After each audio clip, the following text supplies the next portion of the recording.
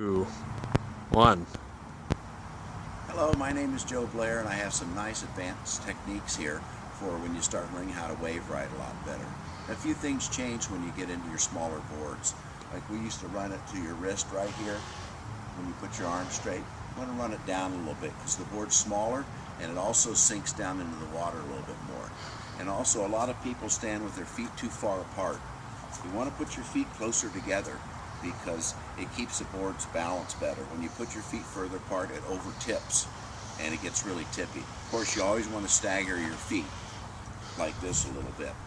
Now, when you're getting ready to catch a wave, when the wave comes to catch your board, it jerks forward. So what you want to do is you want to take a step back right before that wave gets to you. And then always have your paddle like this when you're using it. And you want to paddle at the same time you move your feet. So as you're paddling down the face, your foot comes here, your other foot goes back here. So this is a 3-step. And you got to paddle as well as when you move your feet simultaneously going down. Of course, you do that as what the wave dictates. Now, this is one of the most important things that I wanted to show you out of this video, is moving your foot back and forth here from rail to rail. Now, that's why I put these strips here, so your feet don't slip on the rail. So every time you hit a turn, you put your foot on your heel here, and your existing part right down here, and your toes almost in the water. And if you're going slow, you can take a stroke, and that thing just snap turns out. Same principle. When your foot goes back over here, it's the leverage you get on the board, because these boards are very large. And if you don't put your foot back and forth, you don't get the leverage, the punch, the jet out of the turn. So every turn you make, put your foot here on one turn, put your foot here on the next turn, put your foot here on the next turn. Always remember to keep your paddle like this. Have it ready to go. You don't want to have to run it back like all this. That's for show. And so let's do it one more time, okay? Always have a stagger stance. Of course, if you're a goofy foot, this is completely the opposite. You do it the opposite way. So you have a stagger stance with your feet closer together. And this is a super important part when you get into the smaller boards, is you want to always look at the horizon, never look at your board. And you don't necessarily need to bend your knees or something. You can keep it straighter, but you want little strokes. These little strokes are really important because your kickstand's down, you won't fall. And there's another really important part here, is using your paddle and reaching out at a 45-degree angle, pull in. I'm going to do it over here so you can see it with your feet staggered. You want to reach over here at a 45 and pull in, because 80% of the time when you're trying to catch a wave, you have to go in exact certain direction. And the only way you can go in that direction is by reaching out at a 45 and pull in.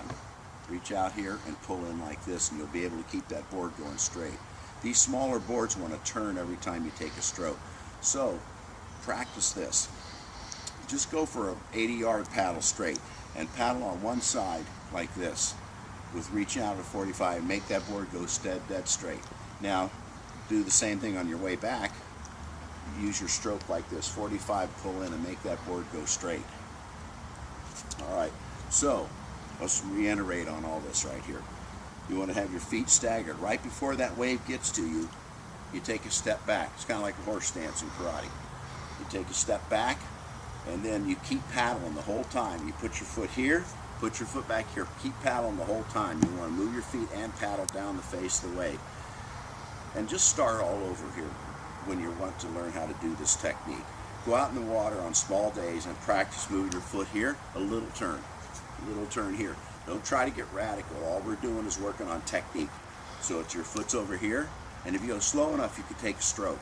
Same thing here on a cutback. If you're going slow enough, you take a stroke, and this board will just snap turn, and your balance is incredible. So just go out and keep practicing this. Do it step at a time until you figure it all out.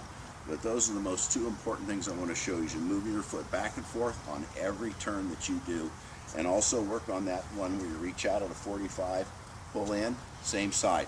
Reach out at a 45, pull in, that board will go straight. You can actually paddle on this side, right side, and make the board go right if you want to.